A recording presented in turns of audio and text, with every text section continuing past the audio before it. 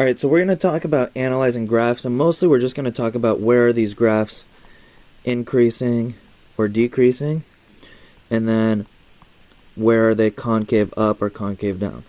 So the first situation we're going to talk about is f of x, and this is kind of the easiest one in my opinion, because it's just our regular one we're thinking about. But it's still easy to get confused on these, so I really want to make sure we're just solid at this.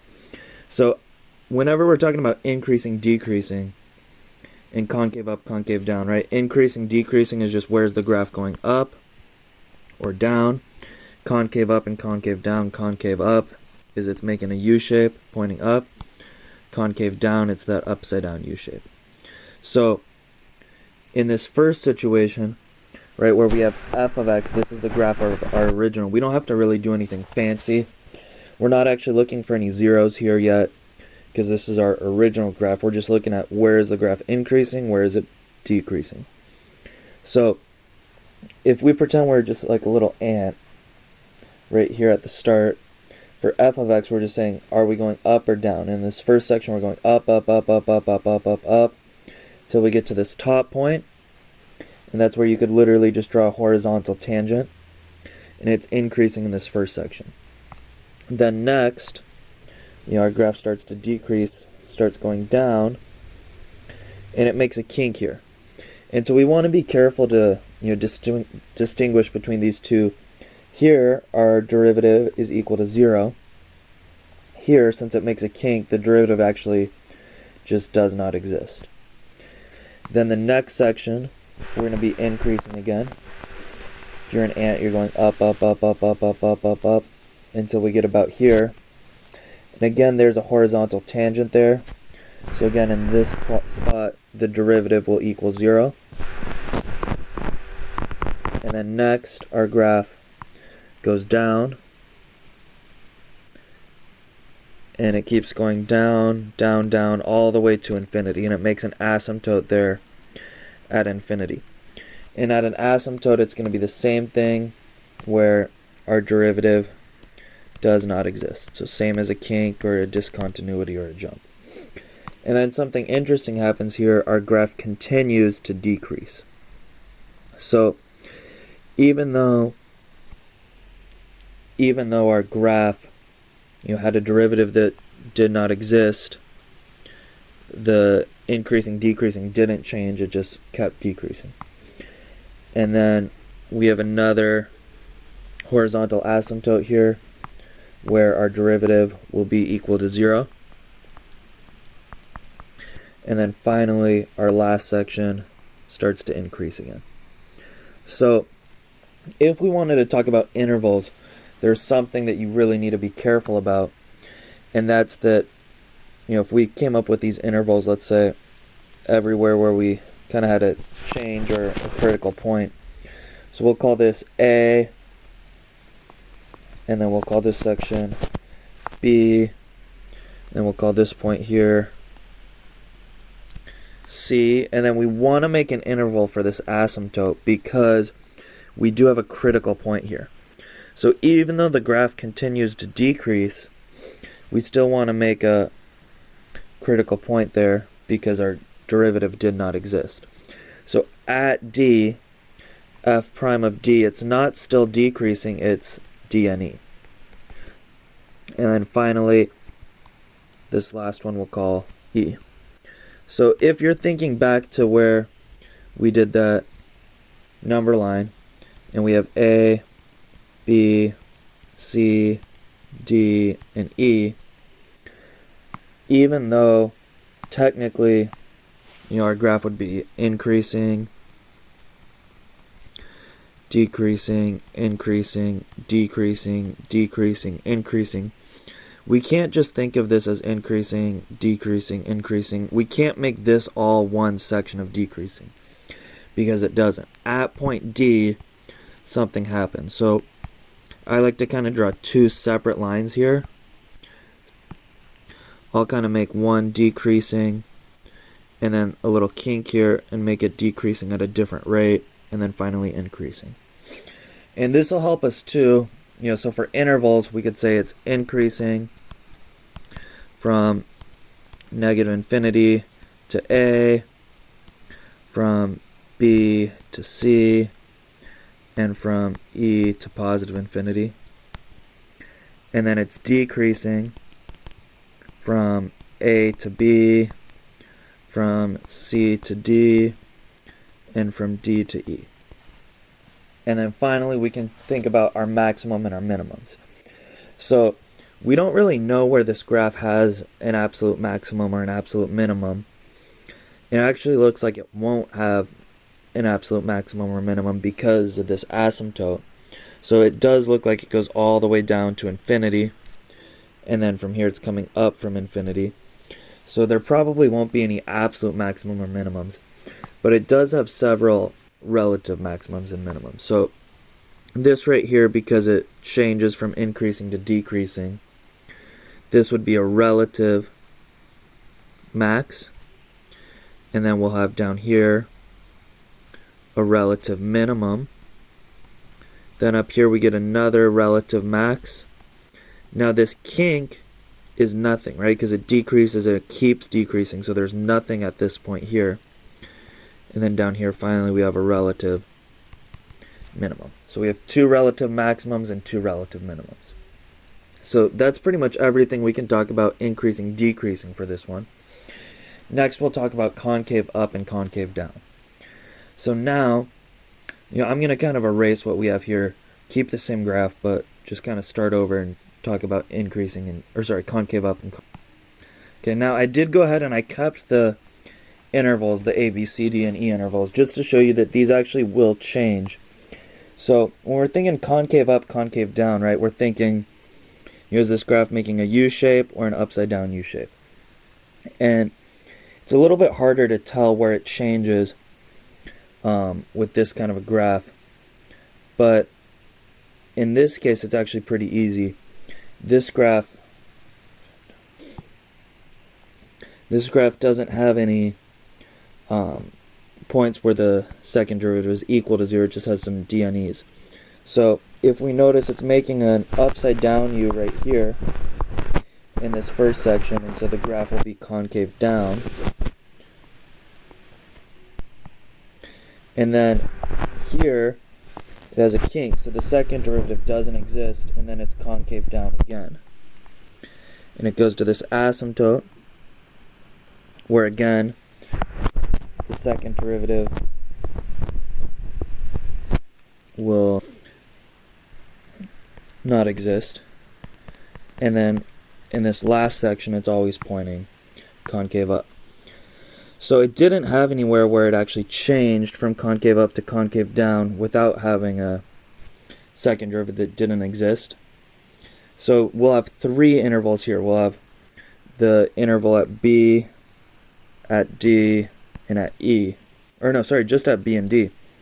So it'll only change two points. So these will be our inflection points. So from negative infinity to B, and from B to D, we're concave down, and then from D to positive infinity, we're concave up. And so that's kind of this. Now we could have a graph, that went something like that, and that's where you just kind of have to guess it, and it looks like we're going concave down right about until this point. And then it looks somewhere right there we change to going concave up. So sometimes you do have to just kind of guess right around there. It's usually where we can draw kind of like a y equals x or negative x, kind of like this straight line. But, you just have to approximate that. So that's pretty much everything with f of x. Now we're going to look at f prime of x. So if we're given a graph of the derivative, and this one's a little bit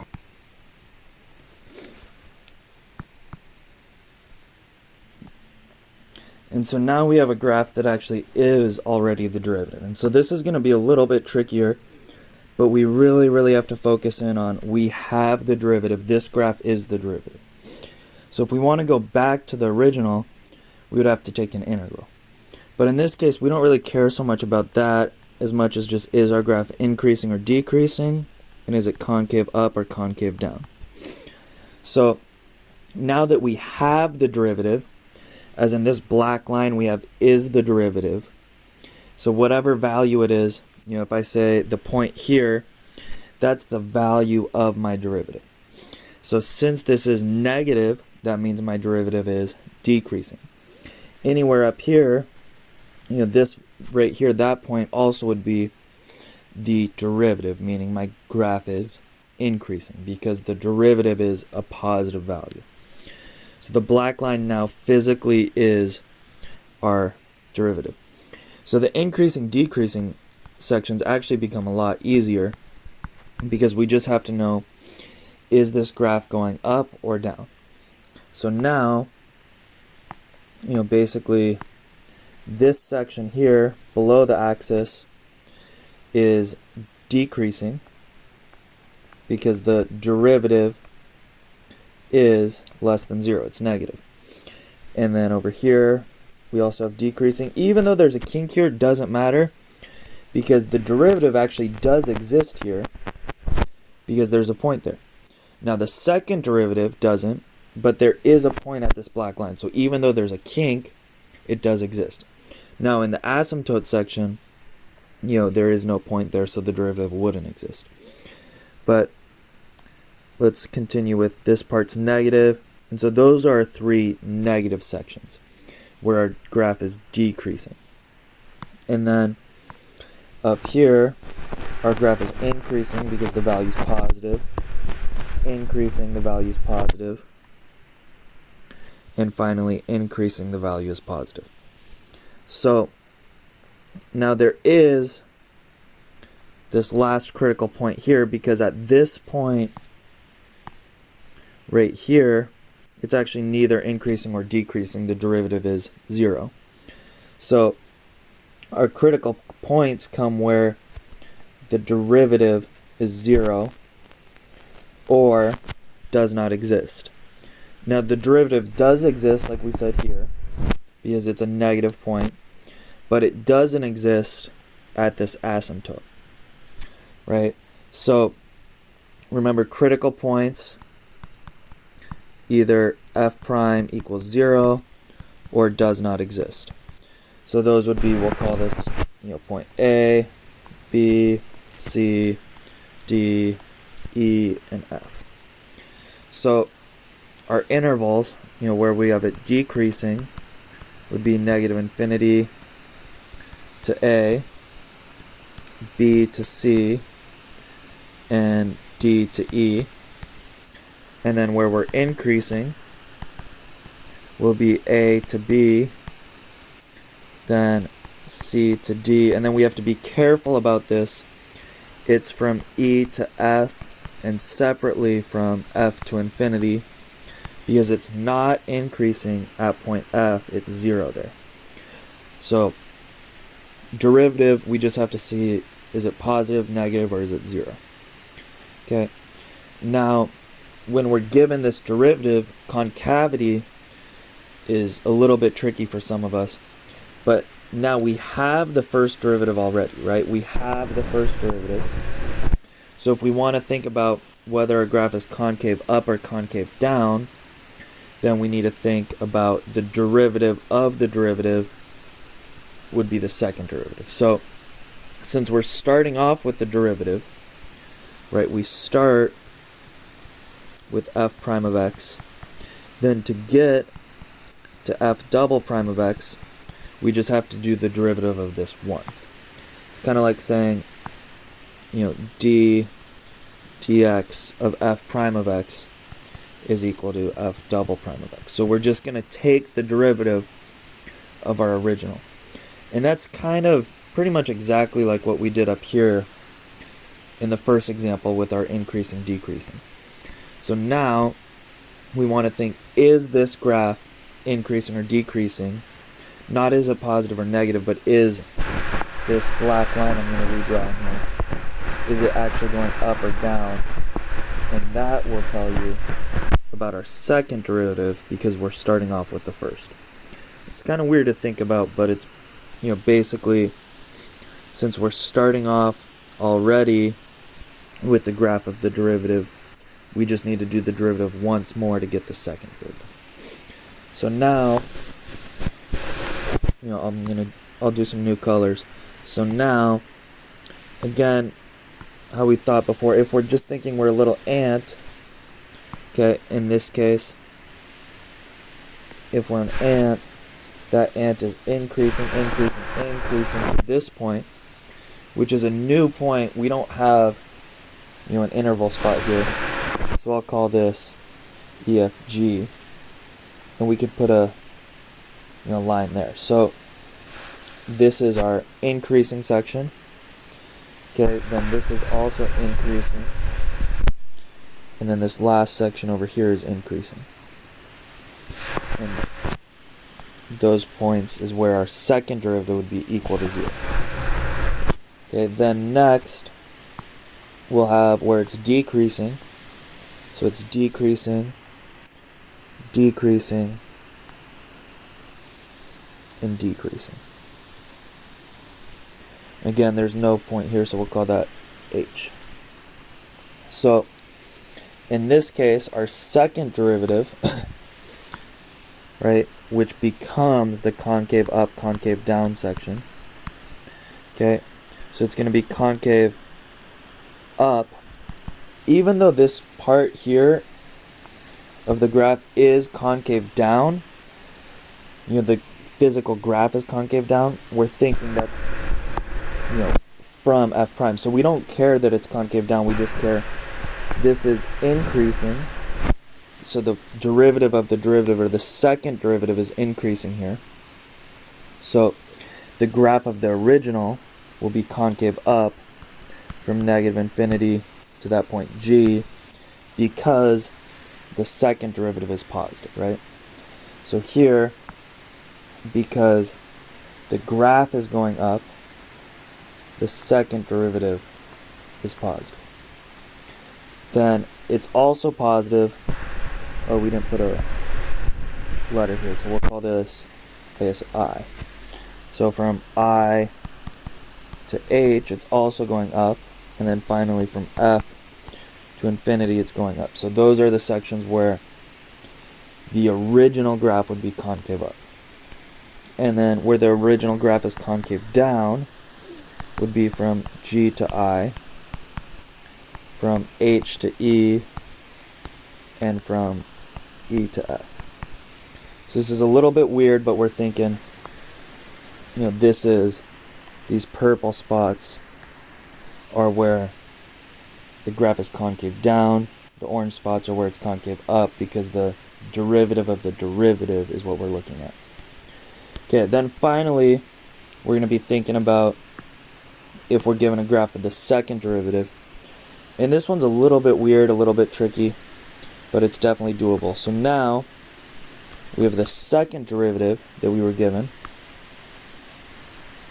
And the increasing, decreasing becomes a little bit more complicated. So when we're thinking about increasing, decreasing, and we're already starting off with the second derivative, well, how do we get from f double prime of x back to f prime of x? That's what we want, right? Well, we would have to take the integral of that. So if we take the integral with respect to x, we get f prime of x. So, and obviously plus some constant c. But we don't care about that so much. What we kind of are thinking about is, basically the area under this curve is negative. Right? Area under the curve is negative. Area under the curve is negative. And now up top, area under the curve is positive. Positive. Right, area under the curve here is positive and positive. So what we're thinking about is, in those green sections I highlighted, the area under the curve, or the integral, right, is negative, which means f prime would be decreasing. And then in the red sections, the area under the curve is positive. So the derivative would be increasing. So it's not necessarily, is our graph concave up, is it concave down, but it's more just that area. Now you do have to remember that there is still a plus c component here. So we can't really fully do this one unless we have an initial value, which is why it's a little bit less common. And then lastly, we'll have the question of whether a graph is concave up or concave down. And this is actually fairly simple. Since we're given the second derivative already, which is concavity, we just have to look at the sections where the graph is positive or negative. So it's negative, negative, negative. So those green sections I just highlighted are concave down. And then up here it's positive, positive, and positive. And remember, it will have some kind of a switch there. So those blue sections are concave up. And that's because we started off already with the second derivative, which controls concavity. So that's kind of analyzing a graph. I know it's a lot, it's a little bit confusing, especially when we really get into this first derivative. I think that's the hardest one. But you really just want to think, what did the graph give us, and then go from there.